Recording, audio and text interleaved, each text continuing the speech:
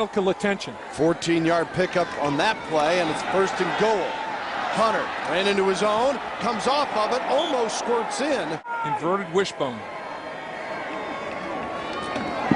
Right up the middle. We talked about him.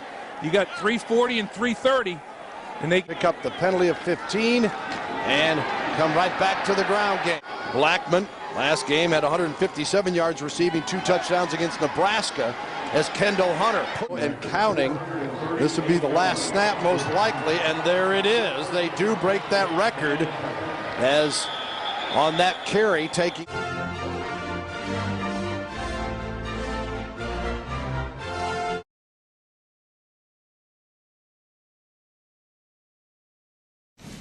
Thank you. You guys hear me okay? Okay, yeah, I've been doing this with Tony here for about 3 or 4 years now. And just a real quick, I know this is about talking ball, which I'm all for.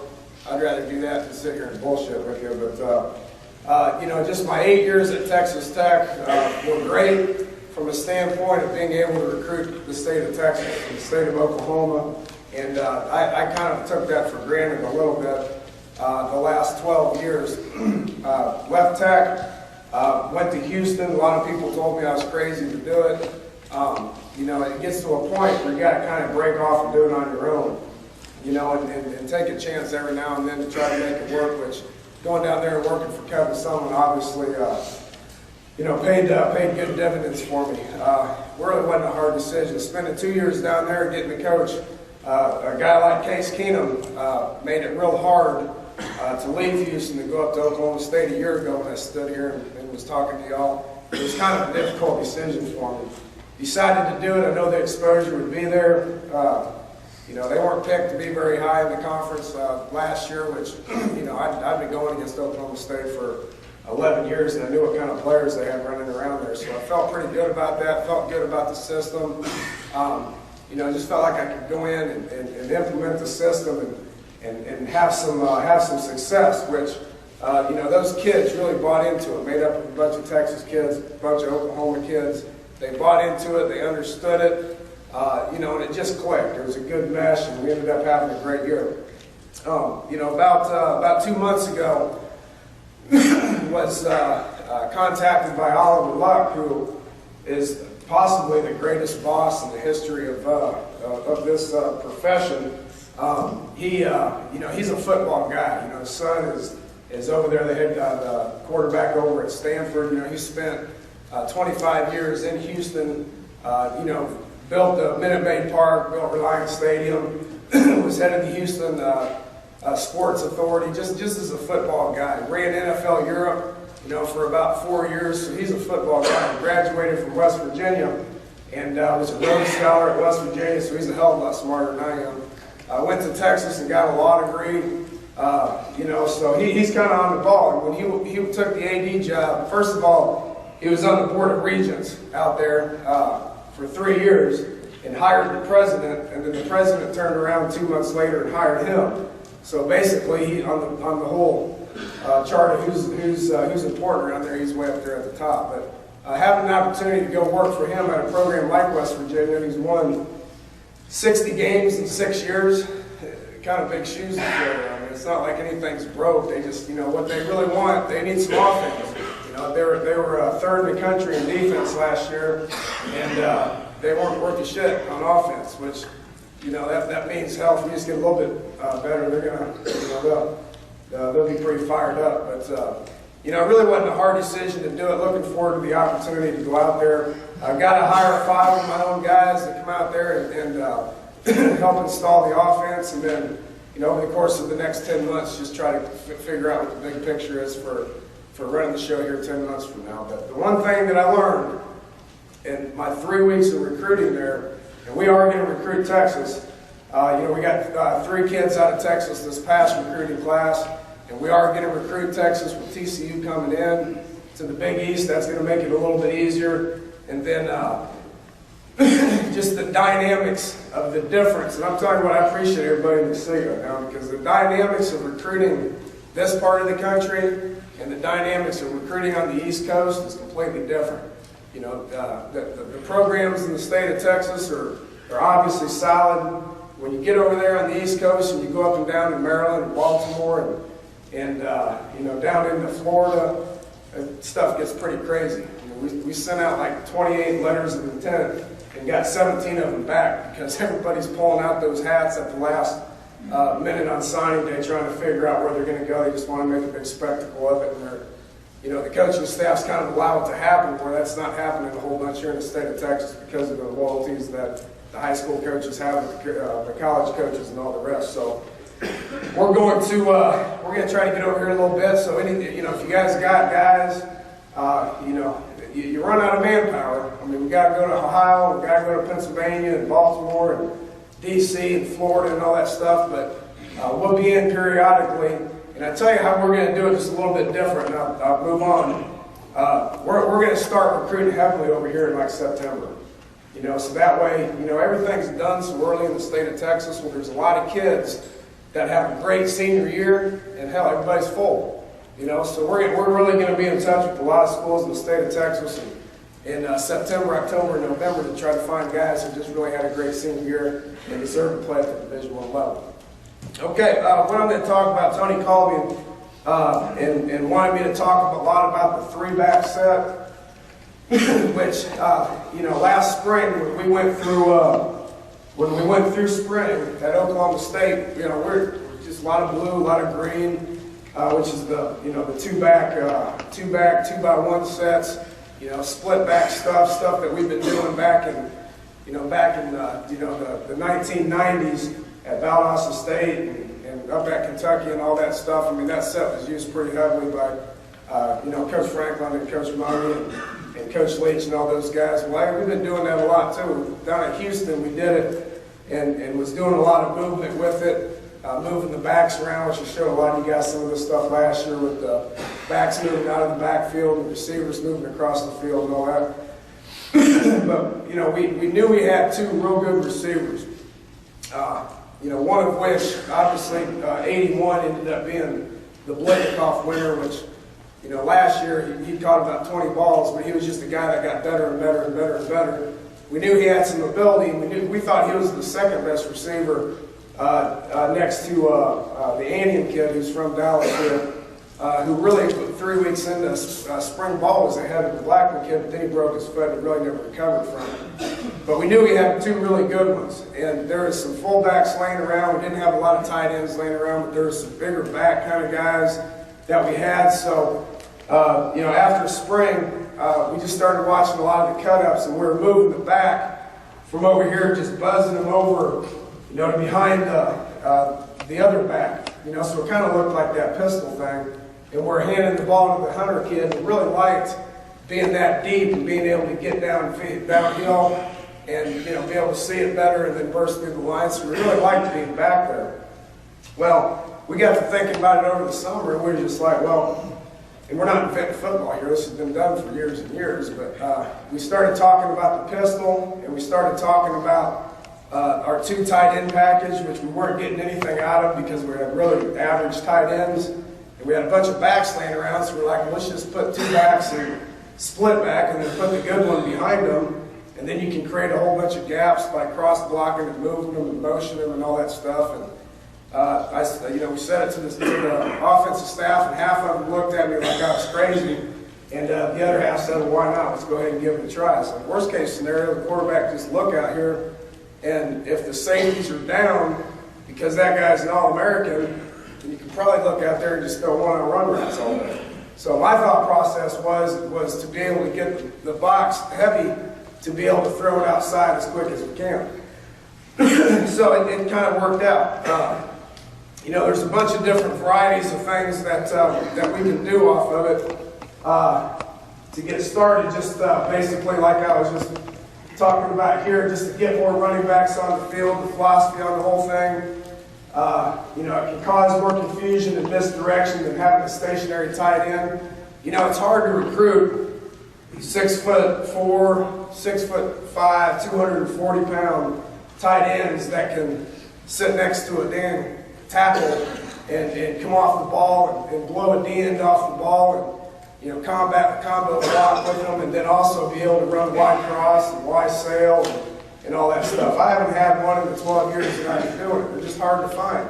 We've always got away with having a walk-on that was 6'2", 225 pounds that we wouldn't get anything out of, but it would just trick the defense, making them think that we're in the big sets, but in reality we weren't. If I was playing our two tight end sets at Texas, those 8-10 years, I'd put those safeties 13 yards deep because they're not going to be able to come off the ball and all that stuff. So, I just kind of got tired of the tight ends a little bit. Just thought you could do more with these, these fullback-looking guys that were 6'1", 230 pounds, that tough, just looking for a way to get out there on the field. I knew we had one all-conference guy coming back, which when I got hired a year ago at OSU, he was first-team all-conference fullback, and he wouldn't talk to me for about 3 weeks. He just completely ignored me. I started drawing up the plays in the offense, and, there was never an I formation or an offset I formation. He was just mad as hell. Finally, he came up to me and he said, "Coach, am I going to be able to play this offense?" I was like, "Well, I don't know, can you?" He goes, "Well, I hope I can." I was like, "Well, just learn it and buy into it, and the more, the better it looks, the more you play." And he ended up going from 20 snaps a game last year to 40 snaps a game this year. Was first team All Big 12 again. So you get your best players on the field. Coming up to West Virginia, I got two of those guys. I got two guys that are that body built type. You don't want to hand it to them very much, but they can come across and dig out a DN, or they can lead off the edge and lead up on a 6'2", 230-pound Sam linebacker and have a big collision. So I kind of think that gives you more than a stationary tight end. Can isolate a one-on-one matchup on the outside with the wide receivers, which was one of the biggest reasons that we kind of drew this thing up last summer. When you're looking at it on film for opponents, how they're going to line up to it, the best way I figured out how to do it is just look at an I formation team. A tight end, fullback, and a tailback, how they typically line up to that set is probably what you're probably going to get on how they line up to you in that set. So you figure out if they're single high. If they're single high, you get one-on-one matchups on the outside. If they're too high, then you need to come up with a way to block 7 people with the 7 people that you got. Now, throughout the course of the year, we would experiment with it. We're an inside zone team, outside zone team, where, we did a little bit with some lead stuff, but basically it's inside zone, outside zone. And, the worst thing that you can do is have about 4 run plays out of it going into a game, because you're not going to have enough time to practice it. And it's got to make sense to these guys as far as who's the guy that's motioning, who's the guy that's the cutoff guy, who's the lead guy. You don't want too many variations of what these guys got going in this set, or it's going to confuse them. We always went into every game with 2 plays. Probably half the games, it was simply split back zone, and that was all we did. And then maybe the next week we put in, a lead play with a split back zone. And the next play might be, the split back zone with an outside zone attached to it. So we didn't do too much out of it. We figured out what run play we wanted, and then we developed a pop pass off of it to be able to throw it downfield if they're loading up the box. 2 personnel groups, would use a lot of running backs, fast guys, and a speed package. And once OU caught wind of this, they really did a good job of this, of putting all their fast guys on the field at the same time. They'd do the 3-back set with three tailbacks, and they'd do a lot of different stuff out of it. I haven't figured out what. I got to research that and figure out what they did out of it for sure. But they did it with a lot of fast guys. We did most of our stuff with 2 bigger fullback kind of guys, to get better blockers out there, and then handed it to the Hunter kid, which ended up being okay. Inside, outside zone team, motion, just to kind of get the backers thinking about what, it could be, we may not motion at all, we may motion a guy over, we may motion a guy out, we may motion the other guy over. I mean, there's different things we can do on it. And then the quarterback must have the awareness to check pass if the box is bad. Now, two ways of doing this, okay? The first way is to leave the zone on, okay? You may have inside zone to the right. You may move the back over here, and he's ready for the ball, and he sees both safeties shooting down, okay? Well, he may check a hitch over there, or he may check a slant or something, and or he may even check a fade, and keep the run play on to where the whole line is running, the backs are running, and the quarterback just steps away from him and triggers it on a slant, triggers it on a fade, and he doesn't tell anybody. Now, you're going, how the hell do you do that?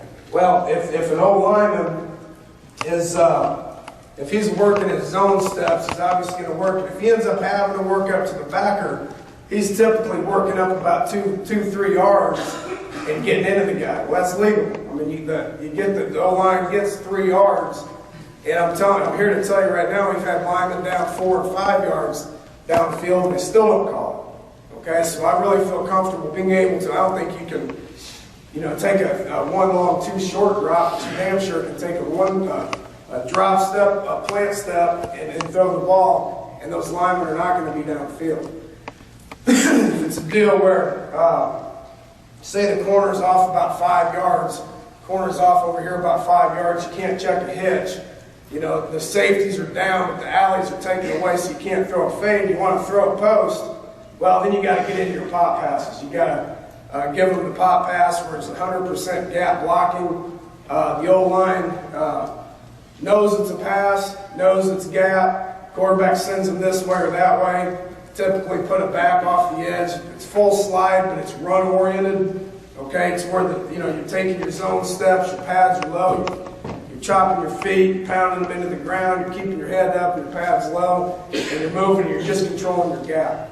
And we did that probably over the course of 13 games on average, 10 times a game. I think we ended up with about 115, 120 pop passes throughout the course of the year.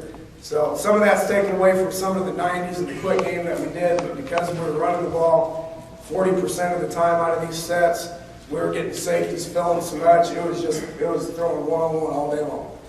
And so the quarterback's just got to have some sense whether he can get the ball out on a one-step drop and throw, or if he's got to take a true handoff, fake the ball, and then set up and throw it downfield.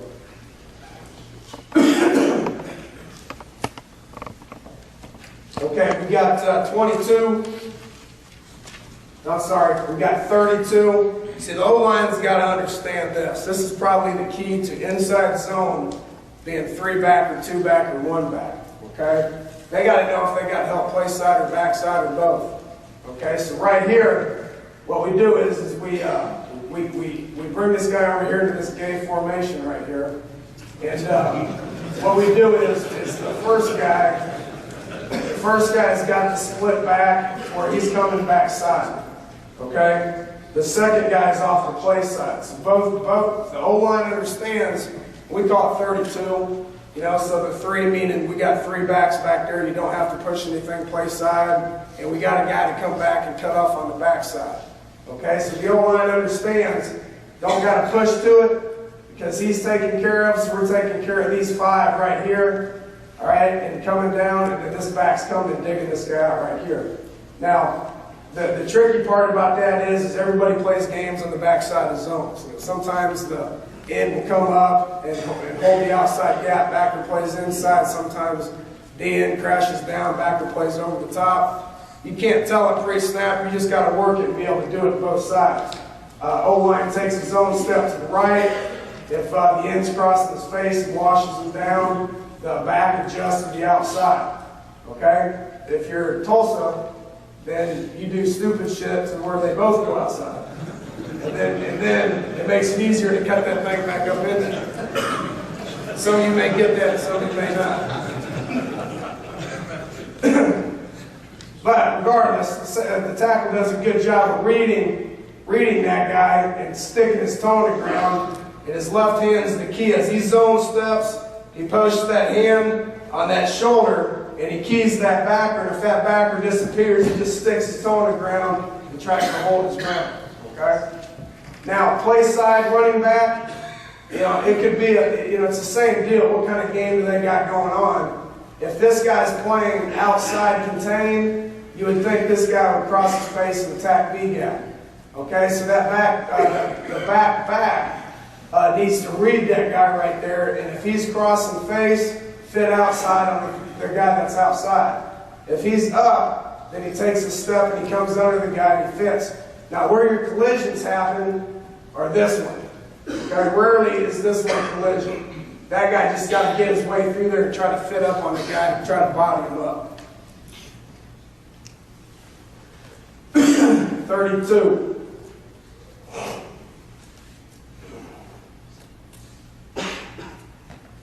Yeah, this is terrible. Like I said, this has more to do with them playing bad defense here than what we're doing. But that's terrible. Good run. Now zone steps from the back. You know, just a good zone step to the right. Keying the A-gap defender. Keying A-gap defender. If it's a head up, read him.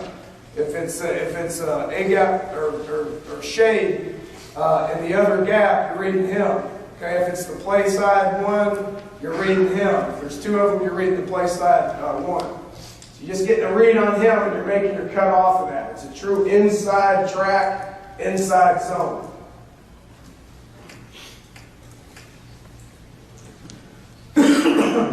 Okay, motioning the other guy. All right, so we got this guy going over here. Then we got 33. All right, odd going left. Okay, so we know this guy's coming backside to take care of this guy. And here's the 5. There's nobody left. He'll fit outside. And if they blitz the corner, if they roll the guy down or whatever it is, we got somebody to take care of it. You know, right here, their alley's weak. Okay, so we got an extra body. He needs to go ahead and work through it. He needs to work through it and try to get up here on that guy.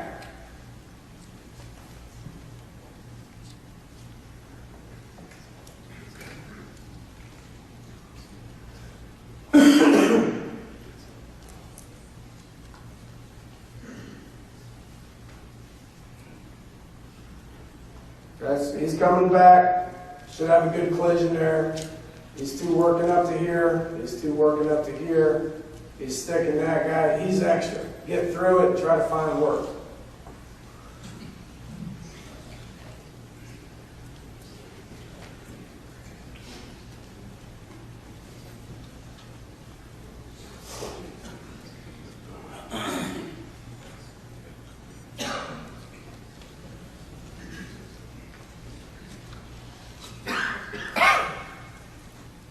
Okay, right here, this didn't happen on this particular play right here, but it wouldn't surprise me if he took a one-step drop and he triggered this guy right here on the fade.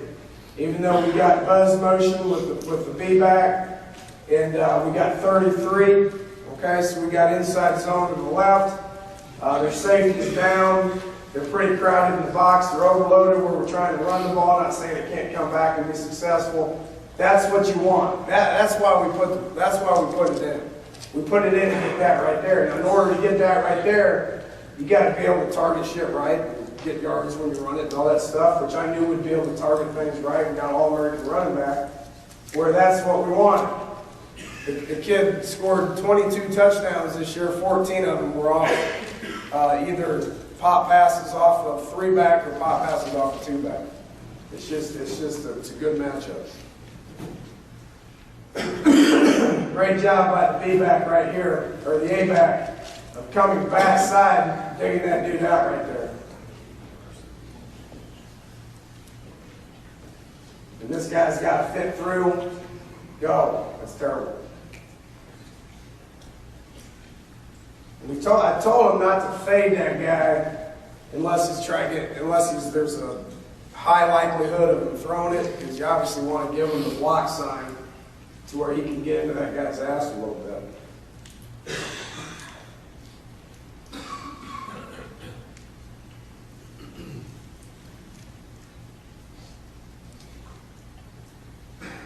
You know, we were tight splits, obviously. This is probably a little bit too tight for my liking. We got to widen out a little bit on this, but you know, we're committed to running the ball. These guys were used to doing this. This guy liked putting his hand in the ground, which was fine with me.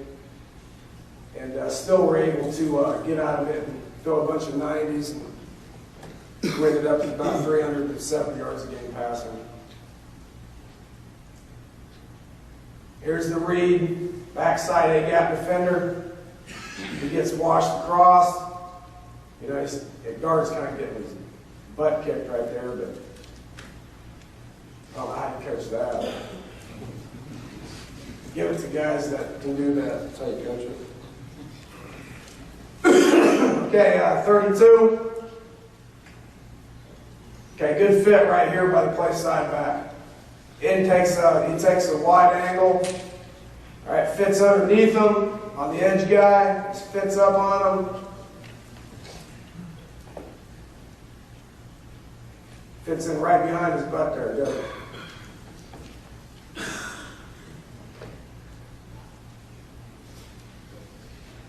All right, so we know we don't got to push to that guy. So we're good here. We're working here. Working here. Sticking this, unless this guy falls into it, then he's working up. Guy coming back will take this guy based on what he does. He comes across, that's good. He crosses space, 75 washes him down, 30 adjusts to it. Gets after that dude.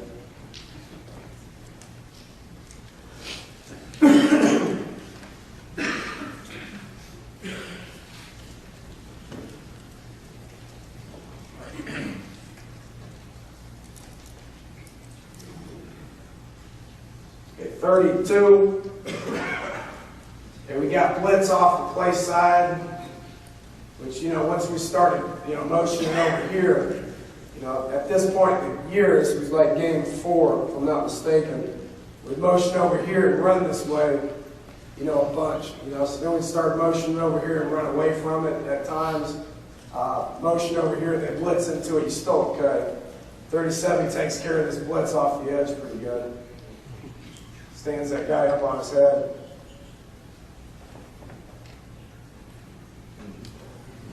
This guy needs to go get him. Something's going to show up.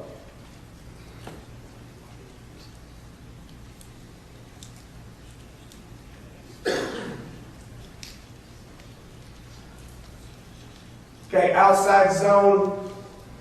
Okay, right here. Again, we'll be motioning over. It'll be split. The ball cut back a lot. A lot of times on the motion, you know, you got those games going in the inside. You got guys slanting here, slanting there, backwards, over crop.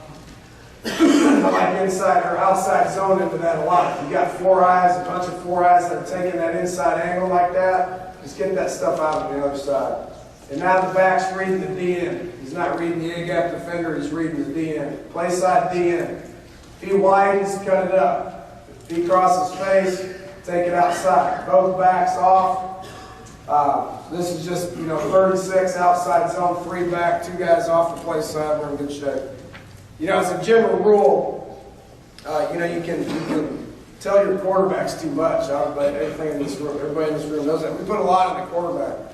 When you're running 90s and you're trying to get them to make good decisions with leverage and quick game, you know, the more screens and runs you can do. And I explained this last year as far as how we've tried to do it is about 50% of the offense be runs or screens. Okay, we've got a shit ton of yards on screens. A lot of pass yards on screens, but it takes pressure off the quarterback. 50% of it, a lot was 90s, 50% of it was a quick game. We were less than that this year just because of the amount of pop passes that we ran. But you try to take pressure off those guys by doing runs and screens. But then in the run game, if you're making them, you know, if he's trying to make, you know, if he's got 3 plays to choose from every time he goes up to run the ball, hell, that's not taking any pressure off of him. And you want him to go up there and use common sense. And the common sense that we use is if you're running it that way and there's a lot of people there, run it that way. So he just flipped the call. And then so if he gets up and we got outside zone this way, and he's about to send this guy over, and all of a sudden there's 4 people standing there. And then he just, you know, says, you know, Denver, or whatever he says, opposite, whatever you guys want to call it, moves that guy and runs it away from him. Okay? That's our run check. Okay, so here's the tight 4-eye right here. He's going to read this guy on his cut. Obviously, he's crossing face. The ball's going outside. right here, he steps up to the next level. Then you got two guys leading the charge.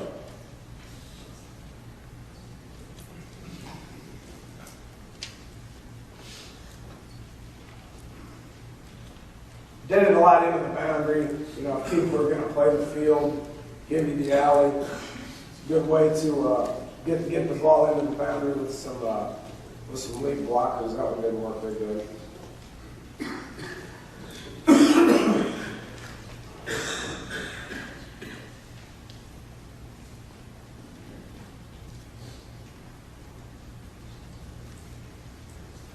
Here's another outside zone into the alley.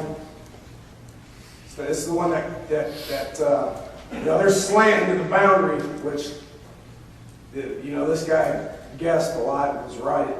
You know, I don't know why he's slanting the boundary. It sucks when we got outside zone into the boundary.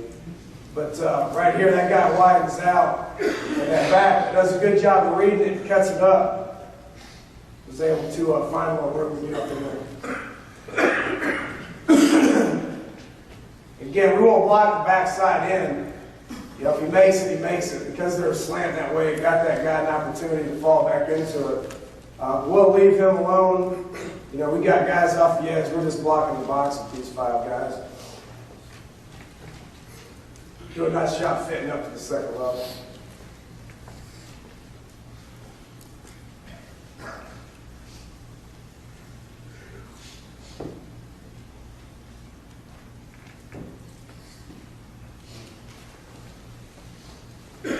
Another outside zone.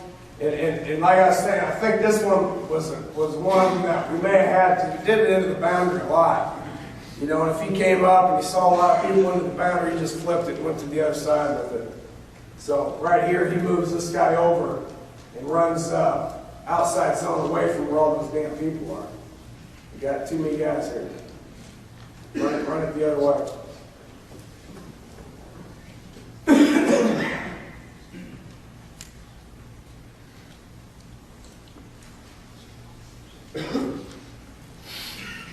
It's fun watching these guys get out there in space and throw at people. It takes a lot out of the secondary now.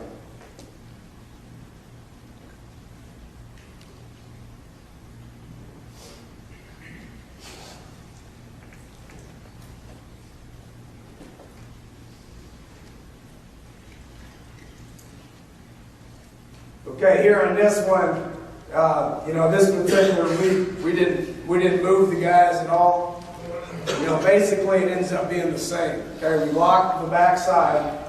Okay, but as opposed to this guy coming over here and him fitting up on this guy and him working back towards this and this guy sorting it out, we just kept him stationary and just inserted on this guy and inserted on this guy.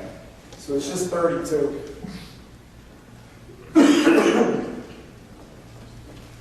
You got one guy from the edge this way, you got one guy from the edge that way, and that's the way we ran it that week. But we only ran it that way, or we'd move the guy and run it the other way. We wouldn't go into a game with 2 different ways of running 32 or 2 different ways of running 33.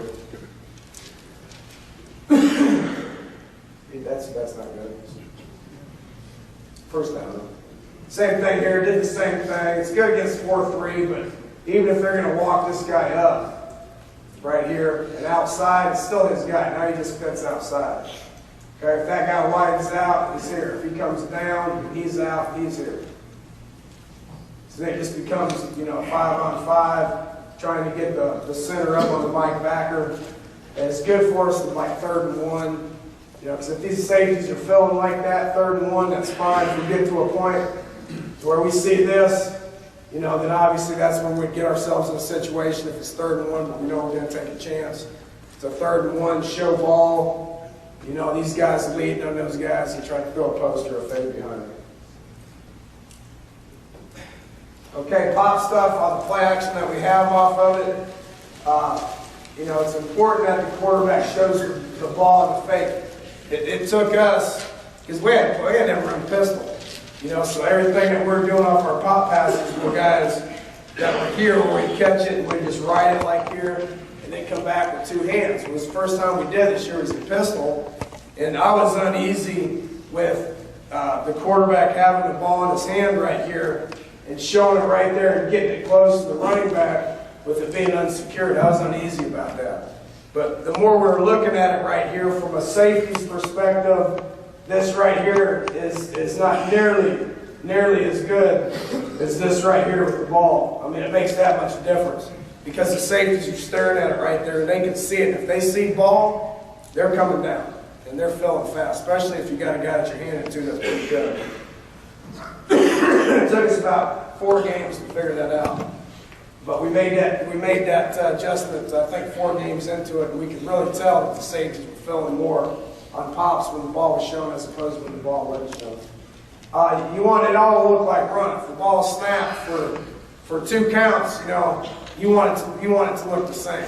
Okay, you want not 2 seconds, but just 2 steps. You want everything to look the same. You want, if it's run or pass, you should not be able to tell the difference for the first 2 steps. Everybody's first 2 steps should look the same. No need to play fake if you got press man out there. You're going to throw it out there. If it's pop and that safety's down, there's your single receiver, 2 over here. Okay, and the quarterback needs to go here. Okay, and then come back and plant and try to throw that fade right there. Well, hell, if the safety's down, that guy's already out there pressed. Just take that thing and just work your feet set and throw the fade without having to worry about any kind of play fake. Play fakes are good for slants. Play fakes are good for posts. Play fakes are good for fades if you got a safety that's kind of playing an in-between player where he's coming back at about 10 yards, but you got to give him a reason to come up even though that guy's pressed. Okay, one-on-one in the 3-back stuff, which I'll go over 2-back stuff here in a minute. 3-back stuff, you got one-on-one, 1-by-1 pop rules. What are 1-by-1 pop rules? Just whatever the hell you want to give him and whatever you want to give him. It's the quarterback's job. He knows it's 1-by-1. He's got everybody squared around up front as far as knowing it's pop, what the run play is that we're faking, all the rest. So look out there and just give those guys whatever you want based on what kind of leverage the quarter's giving them.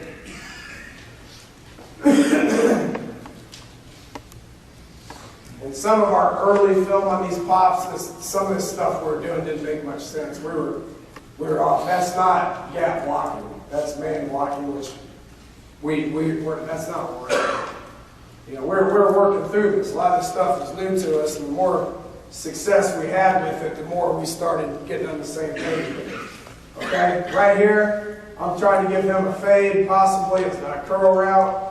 Up top, I'm giving him a comeback route or curl route 100% of the time. So that's right there. I don't know what the hell that guy's doing. But anyway, it's just a one-on-one. It's just no different than one-on-one in practice. This isn't how we ended up doing this here. We'll get to it here in a second. Same thing here. We end up giving them the comeback again. Post on the backside. Does a good job of sticking it right there, taking it.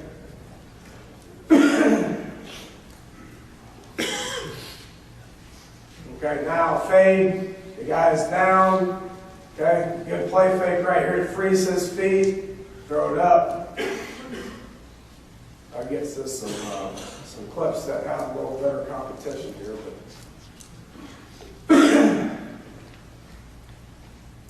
okay, here's a good one. We're zone stepping down. That guy's off the edge. So you got a guy protecting the play side edge, a guy protecting the backside edge. Get you in a one-on-one situation with your best player.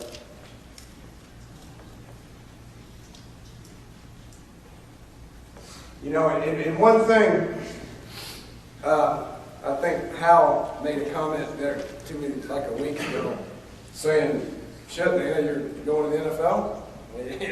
Because I was like, well, hell, you ain't got the word talking there. So all this damn 2-back, 3-back, full zone, play action, throw one-on-one routes. So that's obviously the NFL. We probably did this, I'm guessing, about 25% of the time. With the runs involved with the 2- and 3-back stuff, the pop passes involved with the 2- and 3-back stuff, probably 25% of the time.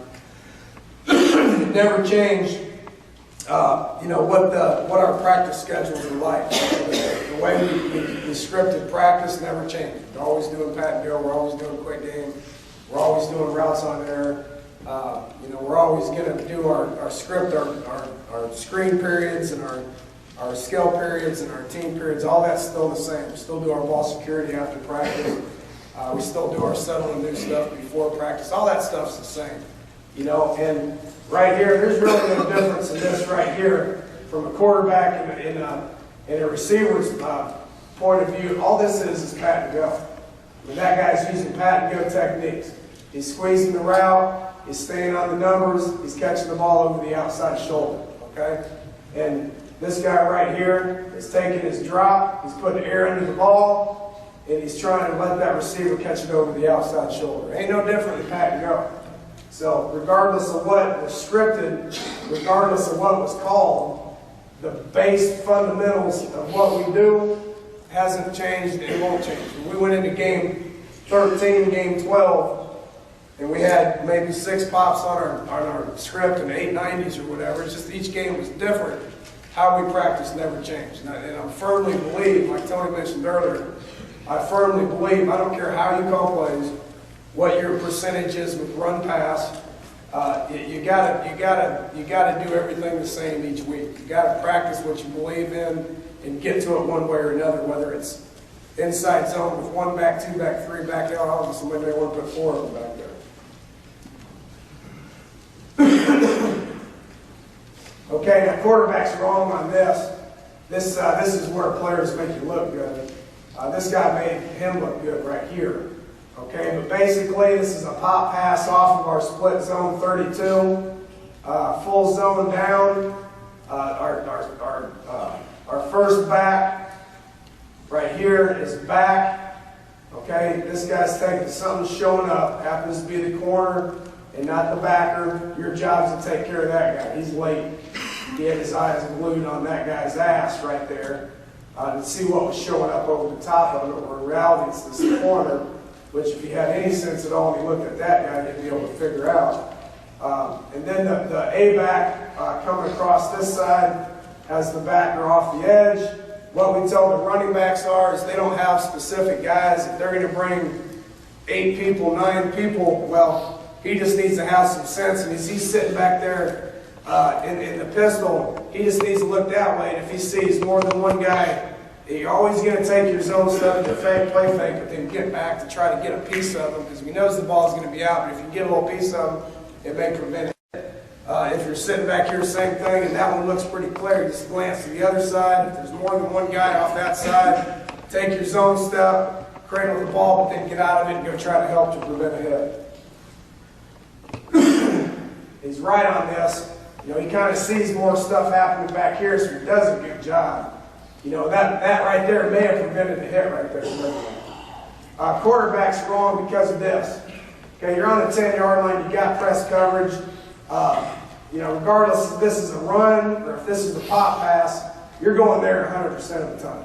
I mean, I don't know why anybody would ever do anything else other than throwing a fade to that guy in that situation, regardless if you changed it to a pop pass or if it's strictly 32. You may have 32 on, fine, catch it, one step, plant, put it in that bucket like you've done every day in practice since we started football, and that's an easy touchdown. If you watch his footwork, all right, he's too slow. All right, he's taking a 3-step drop down there, which doesn't time up, which means he underthrew it. But luckily, this guy makes a pretty good catch right here. Catches on that guy's ass right there. But fix it. Don't make that mistake again. Okay, post.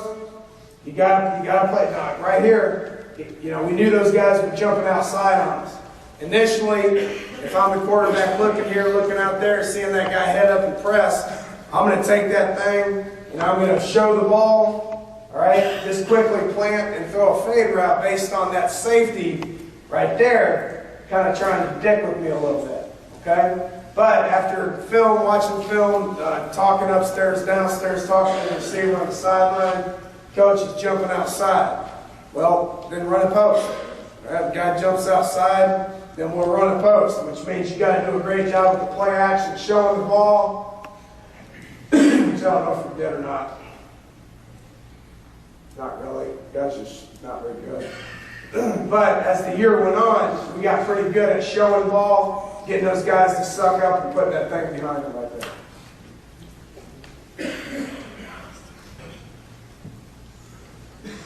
That's no different than the throw on, you know, like a post route off the mesh route or a post route off the 8 route or something like that.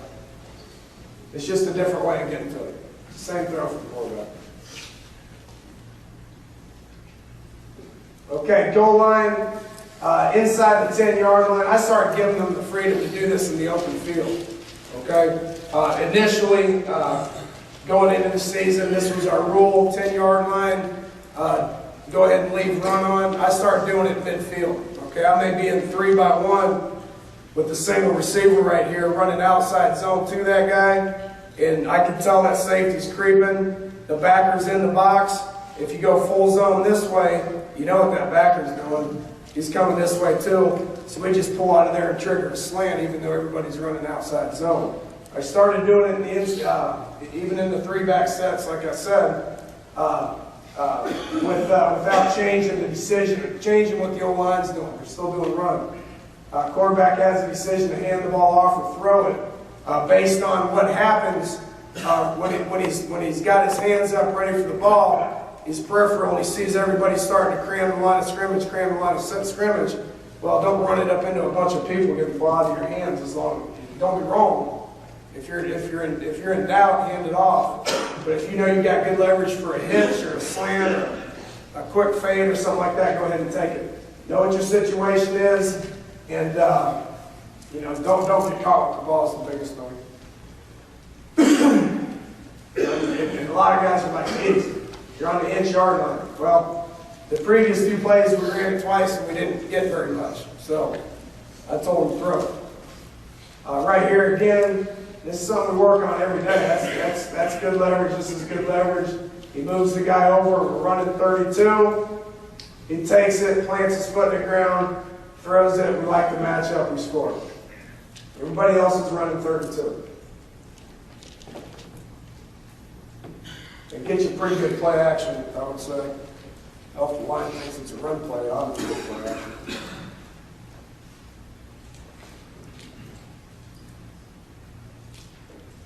Okay, good air under it, put it in the bucket. Our guy's better than your guy. Same thing here, 32. Everybody's run. Put it up, put it in the bucket, like that guy worked.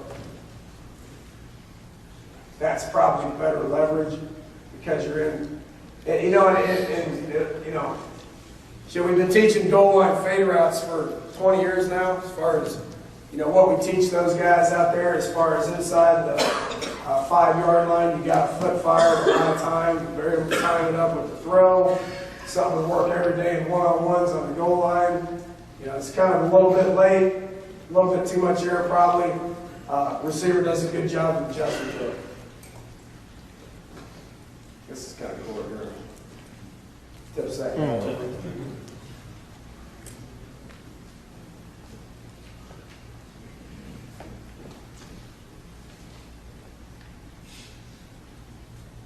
Great throw, he buys time. You know, this is just 32. You know, we're trying to watch, this is good stuff here, watch his back. He's through, driving that guy, should that get called?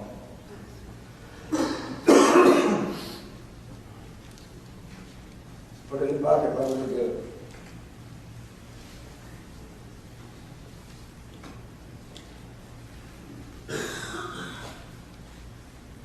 Okay, quick motion off a 2-by-1.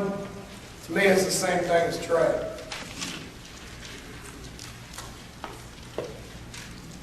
It's another way to cause misdirection and still have an isolation outside with your one-on-one guy. Okay, so as that guy comes in motion, you snap the ball as he gets into the box. Well, hell, there's 3 of them back there. So in the quarterback's mind, how we call it is the same thing is whether there's 3 guys back there. If you got a guy coming in motion, he's taking one guy with him, okay? And then the running back's coming across, taking the other guy. Now both edges are sealed. We call it 32. If we send them both in the same direction and run the ball away from them, we got to call it 22, because if there's any problems with that guy coming up, you got to push it out to him. So it's an easy way for us to communicate it with the O-line as far as whether they got to take care of the edge or if they don't got to take care of the edge. See right here, this would be 22 for us. Okay, because we're doing this, we're bringing this guy over, taking the guy out. He's coming across, taking care of the edge. They're taking care of the 5. If he's back, if he comes up right there, he's standing on the line of scrimmage, then we got to push to it and we'll leave that guy free, but we're not going to leave that guy free up on the line of scrimmage. Because he's back, a lot of times on the motion, they may kick it down, then we wouldn't put him in the count. You know, and a lot of times, even if you don't fit it up right, if you don't target it right, because of all the misdirection stuff, you got guys crossing this way, guys crossing that way, running downhill that way. Well, hell, a lot of times those guys just stand there and they freeze and they take their eyes this way and that way, then they got to react to it. And the guys that aren't targeted, which is this guy right here, has got to work through bodies and get to the defender. But this, to me, is what's key, getting these guys on the same page as far as if there's a guy coming back to cut it off, if there's not a guy coming back to cut it off, or if there's a UFO coming up on the line of scrimmage, if you've got a guy to do it, if you've got to push it out. If they're backers depth, you know, they're kind of safeties down, rotating over. To me, a lot of times, if you don't even block them, you're still fine.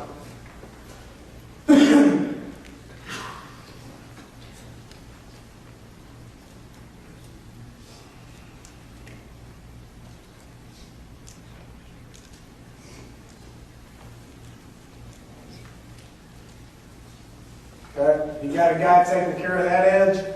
You got the back coming across to take care of this edge, 32. You got 32. And it's the same if it's split back shift. The guys back here in pistols, no different. So now you know if that guy's taking care of that, that's pretty damn easy. You get these 5. And with the motion, they may bump slightly, but when you got a 3 down, 2 outside guys, they're not bumping very much. So the box ain't going to move that very much. And throughout the course of the week, you know, you just come up with about 2 ways of doing it, and you practice the different, you know, the different ways they can line up to it. So everybody's going hot now. Okay, left guard needs to get off now. Plant, go, go. Same thing here, go. It's not bad, just a hair late. Those guys move pretty good.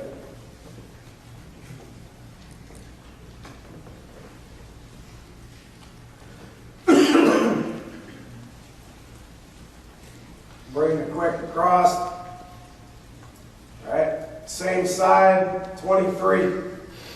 Same side, 23. Okay? All right, if there's nothing here, they're not going to push this.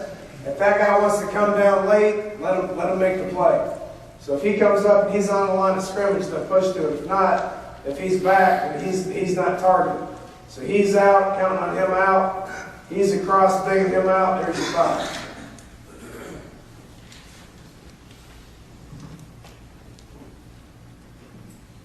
Get it targeted good. Watch this right here. You don't block that guy, he gets lost in all that shit right there.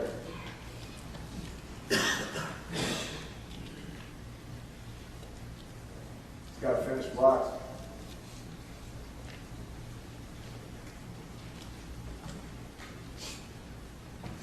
Okay, 32, 5 on 5, targeted well. He's across, takes care of the guy off the edge.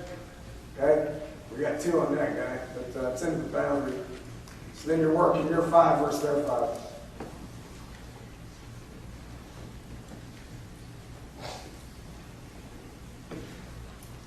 You know, so right here, you know, like this, you know, we may have, you know, this week brought the motion with it, brought him across the next week, put it back right here, and bring it across. it's all called the same. So it doesn't, from an O-line's perspective, hell, they hear 32, they don't give a shit who's around them or who they are or where they're going. Call 22, all they know is they're running inside zone and they're pushing if there's a guy off the edge.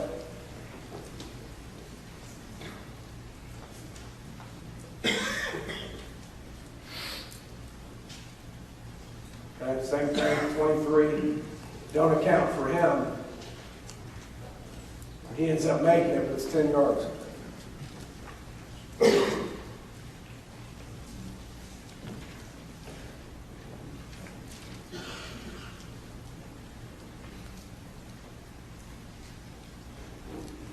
Okay, pops off of it. Now, the one thing about it, the pops are a little off the quick motion. It's a little bit more risky. I don't think it's much risky. It's just a little bit more risky. Okay, and so you bring this guy off the edge this way, and we're kind of screwed up right here. This isn't a good example. You got corner. We got some problems here, but you got it off. It looks good. But basically what happened here is this guy's wrong. You bring this guy in motion here to affect this guy. Okay? You bring him back to take care of this guy. Right? And then it's up to this guy to look this way for a second, look this way for a second. There's nothing here. There's safety cheating. This corner coming should be this guy coming off the edge this way right here. Okay, even if it's coming this way, he's back to here. He needs to be wrapping around to try to get a piece of that corner. That's hard, but you still one-on-one routes on the outside.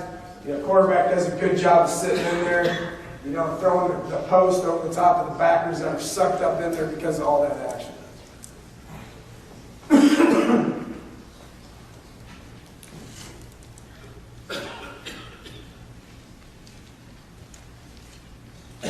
Checks it down. This is a bad one. One thing about checking it down to those quick guys is a lot of times when you run these quick guys into the flat, then they don't cover. They don't cover them. So from a quarterback's perspective, 3-back one-on-one routes, you either get that or you get that, and you're done. Okay? If it's 2-by-1 with the quick motion right here, your protection is a little bit worse. But you're still one-on-one, and then you can just dump it down into that flat with that quick guy if you got some issues.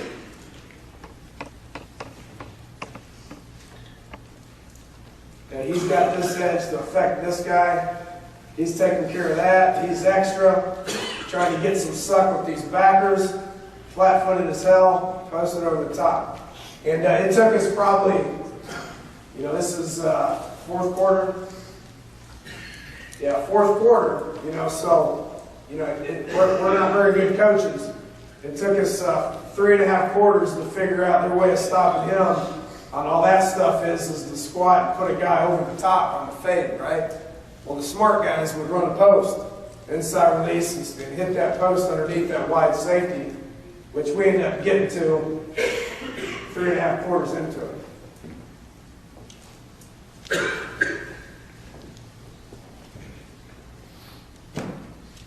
Need low pads, chopping the feet. We're getting a little lazy right here, tired, fourth quarter. Good ball fake, quarterbacks showing ball. Right there, everything should look like run. At that point right there, everything should look like run. These guys' pad level's too high. Those things need to be lowered. Still get some suck out of those backers when we can show it behind them.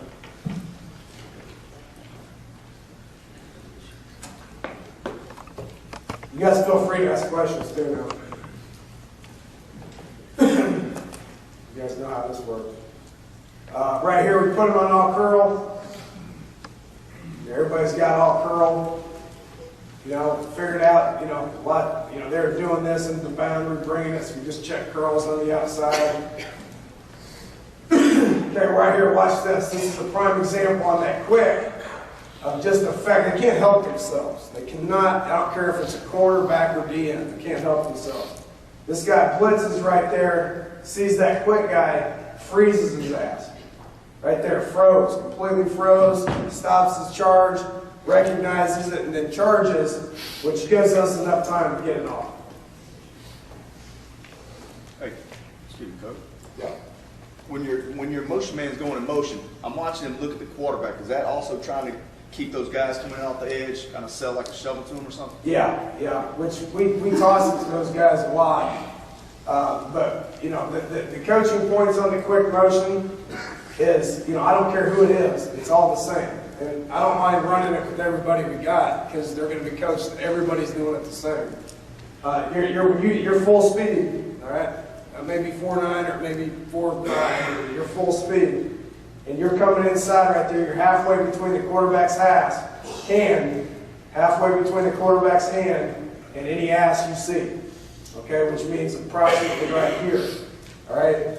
Now, once you get to inside the box and you see that ball snapped, you turn your shoulders like you're getting the ball. Because if you guys are the linebackers right there, and he's coming across right there, he does that. That sure as hell looks like he's getting the ball, man.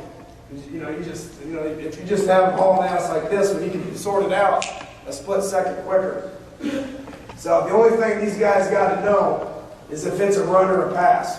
Okay, so if he's the motion guy and it's a run, then he takes it, he turns his shoulders and works up the field. He should be taking that thing right here. Okay? If it's a pass, then as he does that, his job is to belly back, because those guys pass pro when it's a pass. So belly back and then throttle to the numbers and expect the ball.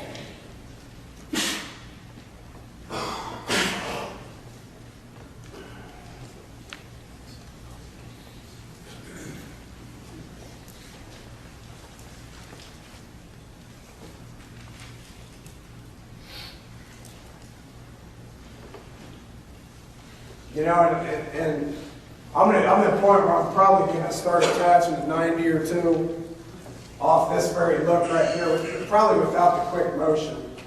You know, but you know, the more I've watched this, the more I'm convinced that right here with a decent fullback, you know, trying to dig that guy out, he can pass pro that guy probably better than a tackle can pass pro that thing if it's just a true 90. Okay? Because those guys are freaking charging, and they're, you know, if you got a great tackle, it's not necessarily a true comment, but, you know, just as opposed to throwing 90 after 90 after 90 after 90, where you go run, 90, quick game, pop, but you may want 95 behind it, or something like that. And that's some stuff that we're going to probably try to get into this spring. Right here, this is a pretty good damn defensive end. And because he's got to do this right here, squeeze, stop his feet, and then rush, well, that's not a whole lot more, less time than what we're getting on this guy trying to block his ass. I just think, you know, just mixing it up. You know, you zone block and you run it, you zone block and you throw it. Okay, again, they blitz the damn corner. But again, stops his feet. Stops his feet, then he charges, and he gets there, we get the ball off. It's enough to be able to do a one-on-one curl route.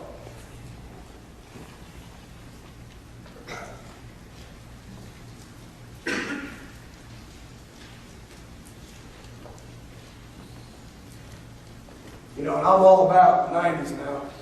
I mean, that damn quarterback we had up there through 90s, but as good as anybody I've had. As good as anybody I've had.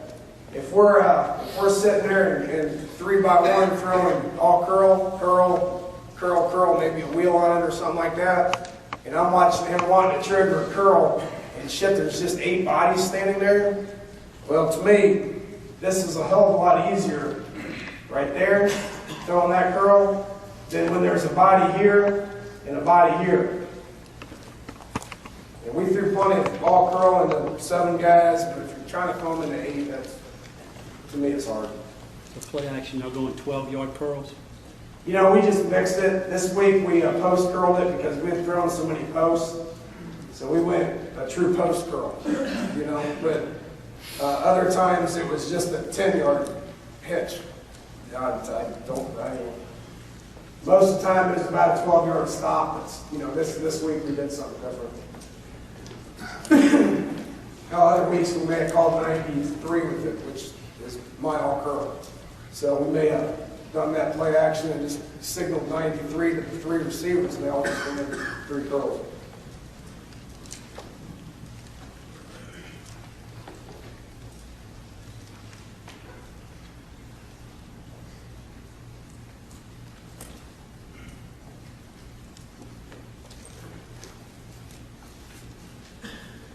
Okay, here he checks it down into the flats. Ran a lot against OU. You know, it got really good suck out of these guys right here. So that's pretty damn good. You know, if you got a guy that can win on a post right there, I'd say that's, I would think that'd be pretty appealing to pretty much everybody in the room. We just didn't have it on, didn't have it at that point. They doubled him. You know, he didn't feel comfortable coming over here.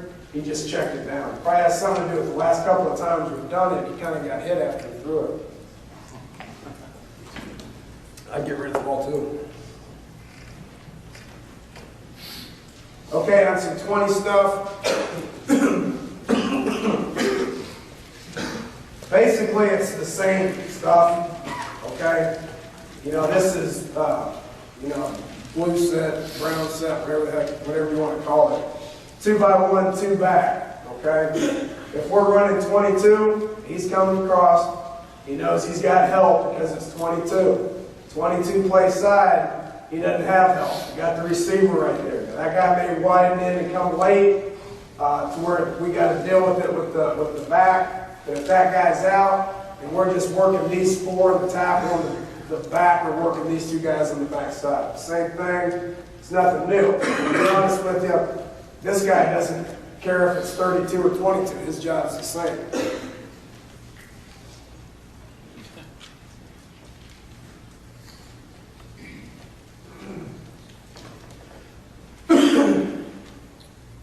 He needs to keep working. Go. Vicious. Backups. All right, that's pretty clear cut there. Okay, now they ended up getting us right here. So that's up to the back at this point. At this point, it's up to the back. We're here, we're center, we're guard, we're tackle up, he's cutting it. He needs to see that and immediately cut that thing back.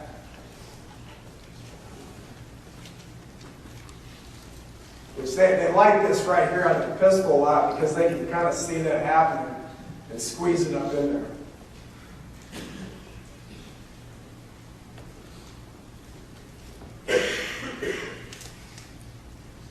Okay, 22. He's working up, targeting right, safety. Sometimes we crack on that guy. I didn't like the crack stuff very much. You know, because if that guy's coming down like that, I'd just rather throw a post. Which we got to 20. 22. Okay, back here, these 2 guys are taking care of him. Safety's free. And you hope they fit wrong, and you hope you make a miss. I get excited to see that right there because I know at this point right here, the very next thing that we're going to do is we're going to go blue 22 pop, and we're going to put that guy either on a post behind him or a fade route based on his leverage. I mean, that right there is, you got to win it. And if they're going to man you, you just got to be ready to win it. But all that is one-on-one wide receiver DB play.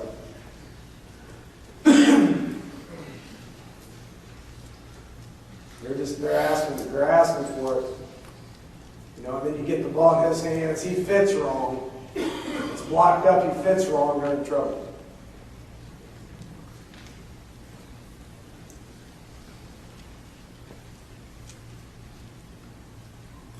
Targeted right, down, up, boom, boom, good stuff.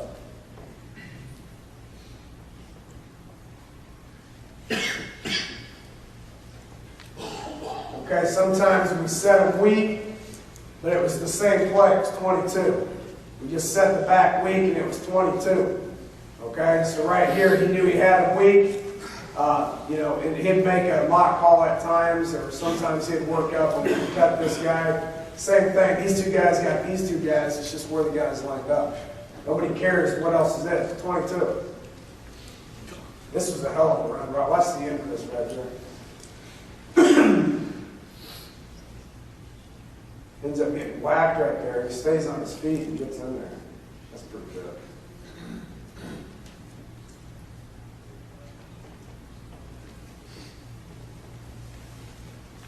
It should be the same thing, just the lead block play.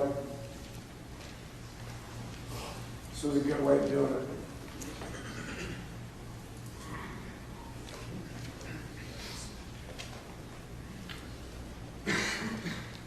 You know, and whatever they wanted to do that week, we didn't do it where we had this guy here working across. I mean, if we were either going to do it one way and one way only. So this week against Troy right here, it was, you know, we work at 22 with him backside, giving him a call to come up. And then I'd just set the pop off of it. To me, it's easy. It doesn't matter. Pop's pop. Just tell them to do the same thing. Don't work downfield one-on-one right here and curl routes on the backside.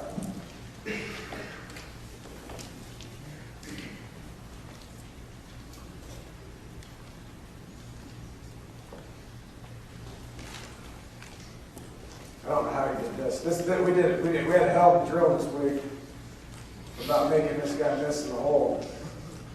He did it. I tell you, the Hunter had a great year against Nebraska, which was pretty good on defense. He made that safety miss 11 times. It's hard to do this now.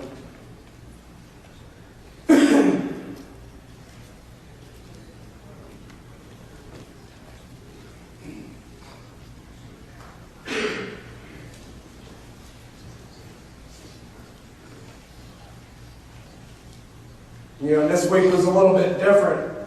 You know, we set it to the two receivers, but we still ran 22. Still 22. Still 22.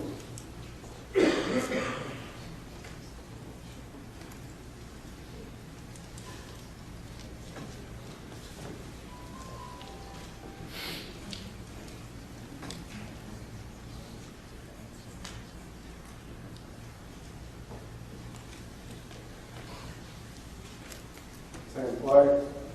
Again, I think the two times we did it to the two receivers, this was Nebraska and Texas, which were similar defenses.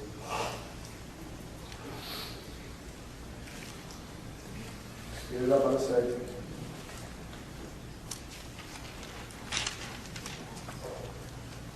We took the same run play and made it a lead play.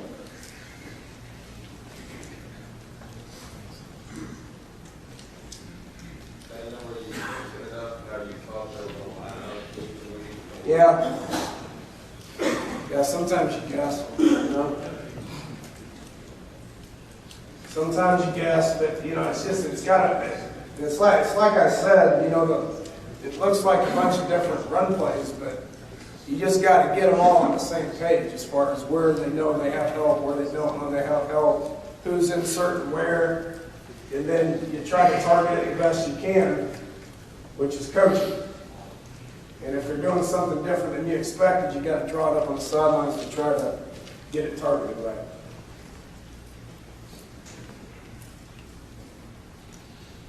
You know, we ran so much inside zone, this ended up being real good for us because we'd start with the inside zone path this way, get those guys to to play it, and then build the cut back into it.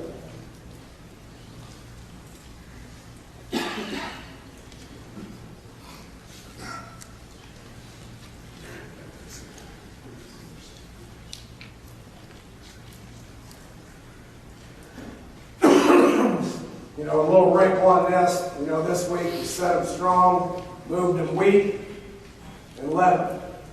Told him to lock on. Said sometimes you got to lead up to nobody. Quite sure that guy's going.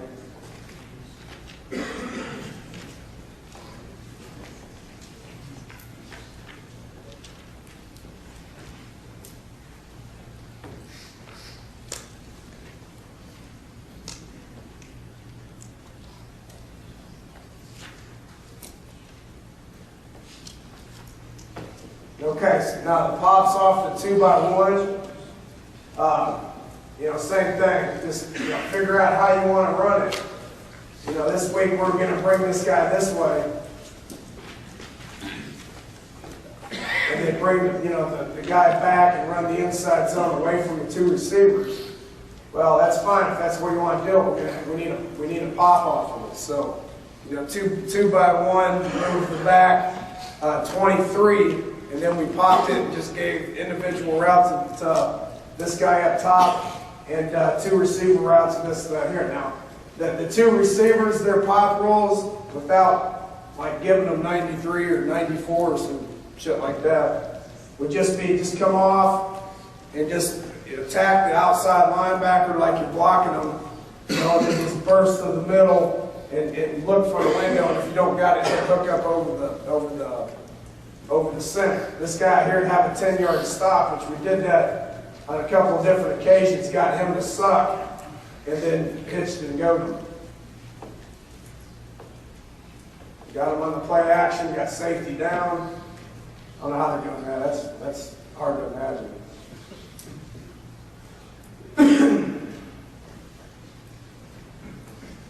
Needs to look like run. Not bad. 2 steps. Watch the center. Excellent. Snap. Boom. Chop the feet. Low pads. Protecting your gap. Boom. Really good. I think his pad low is good. Zone step. Pads low. Good. Zone step. Pads low. Good. That looks like run to me. Quarterback show ball. Boom, right there. That doesn't look any different than the run play. So these guys don't have a choice but down.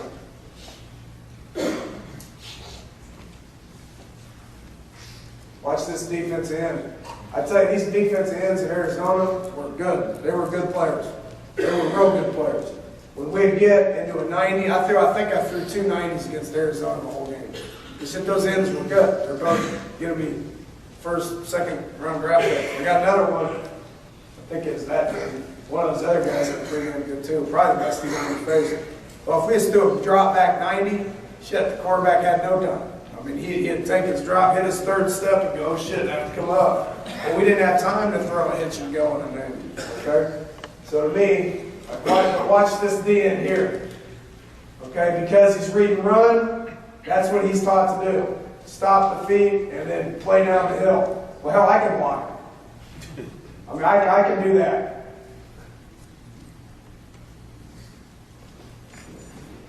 You guys are pretty good here. That's what every 90 looked like, right there. I think you got to be smart with it. Okay? We're doing the insert this week, so we brought the back over. We inserted them, and I told that guy right there, I was like, I want you to treat it like it's a run. I want you to get over it, and I want you to be downhill, and I want you to attack his ass. And I want a damn collision. So he's downhill, and there's a collision. Okay, but that guy ends up coming off, but we still got time to get the ball off. Okay, he should be kind of selling run, and then hooking up over the middle. And then outside, he's just running this 10-yard stop. Now, again, you can run, you know, a vertical and an out. Well, hell, that's sail route. Or you can run a wide cross and a curl. Well, hell, that's 95. Or you can run 96, the Shakespeare, with the corner and a seam up the middle. Oh, you can do whatever you want. And then your individual route is what's important. You got to be able to attack that. They always play the weak safety down.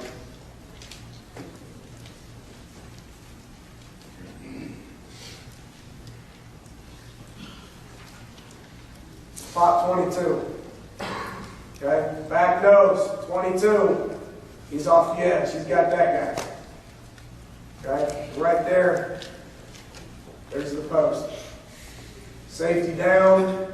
Great job on the post. You know they're going to play inside. Lean, stick the toe on the ground, flatten, expect ball. That's why you want this guy, this pop, to be patient and sit over the ball. Don't go getting into that. Sit over the ball. Be patient, block. Try to get the ball on your little pop things. So run. Go here. You know you're not going to get it. Sit. Sit and be an out.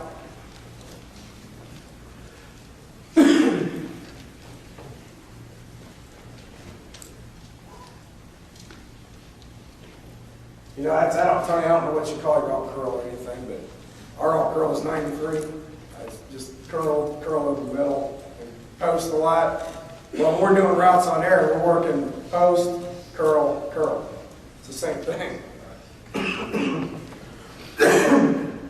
They've made that throw and catch and routes on air right there all the time. We're just putting a play action with it just to get it down and go with it.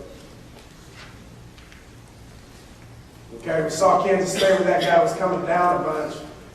Okay, so right here we got 322, P322, or 22 pop, whatever the hell it is. So he's across, he's here, he's down, good play fake to get him down, fade it. Just one-on-one like we do every day in practice. Quarterback under throws it a little bit, kid makes a good catch.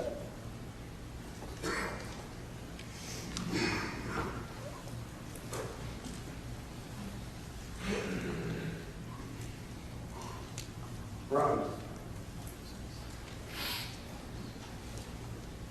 He needs to be working over. Lower pads this way, no run throughs. He's over, he's back. That's that D end. That's what they do in run. Well, how is it run?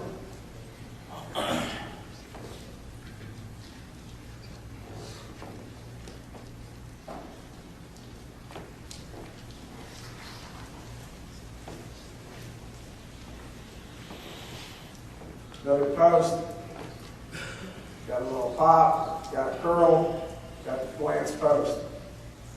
Show ball, safety down, post behind.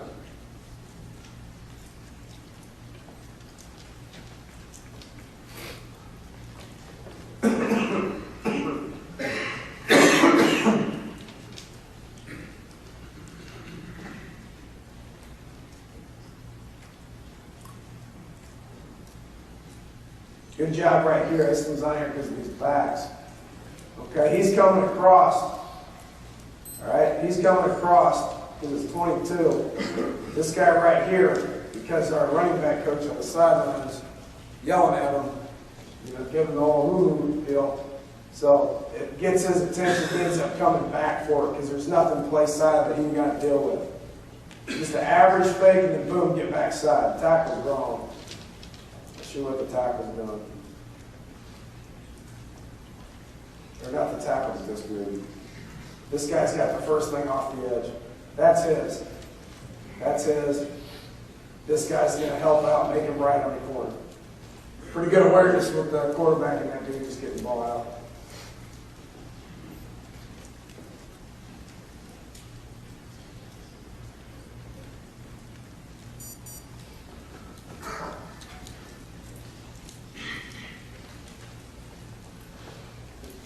Back's wrong. Got to see that. That's terrible. Okay, 22. So he's backside. He's backside here. Good. Right there, the back's got to help him out with that. You got one-on-one here. You got pop. You got lots of grouse for the curl.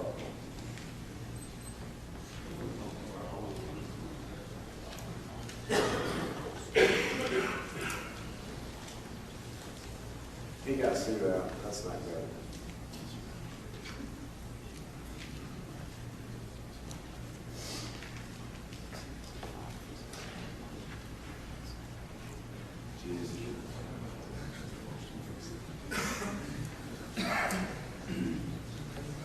Okay, pop rules here.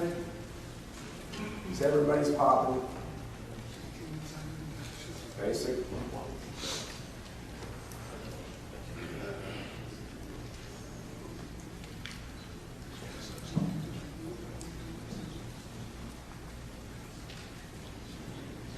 Okay, here he hits the middle guy, which we just kind of adjusted this on the sideline, which broke our rules, you know, but we weren't getting anything out of this. And we knew to the weak side that guy was down. Now the one kid caught it on the other side, but we didn't have anybody on this side that could win. So what we did is we told this guy to sell it, but then just keep on your path and attack that area right there, which is the same area as the backside post had. So I wish the quarterback would have planted and thrown a little quicker. This thing's pretty tight, but if it just show ball, get them down, great. But now you just got to pop your feet. Be an athlete, pop your feet, and trigger that thing in that window right there a little quicker. Ooh.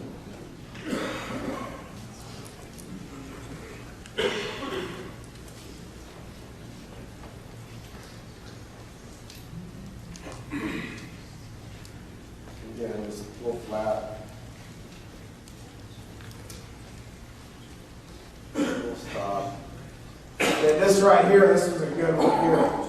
This one got after him. If you saw, set him to the two receivers, ran 23, inserted him up on that backer, okay? So we set the pop off of it, all right, to where he shows here, single up right here.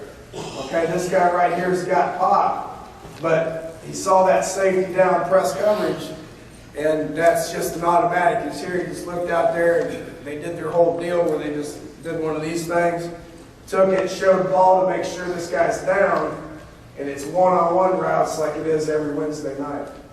And this is as good of a job as I've seen by a receiver of doing it exactly the way we teach in Pat and Go. I mean, you take an outside release, you squeeze, you work your hands, outside release, you squeeze, watch him squeeze right there. He gets it,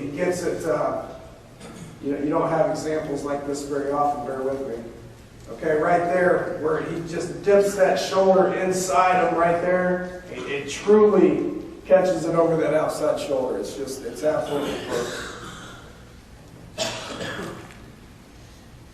And I know there's a lot of guys that can't do it, but it's good right here. One, he saw it, quarterback recognized it, got the right route on, play fake, safety down, set his feet, threw a good ball halfway between the numbers and the sideline. This guy squeezes it outside shoulder. Just a hell of great coverage, just a good football player. All right, who's got questions? Tony, anything else? Good? Thanks, guys.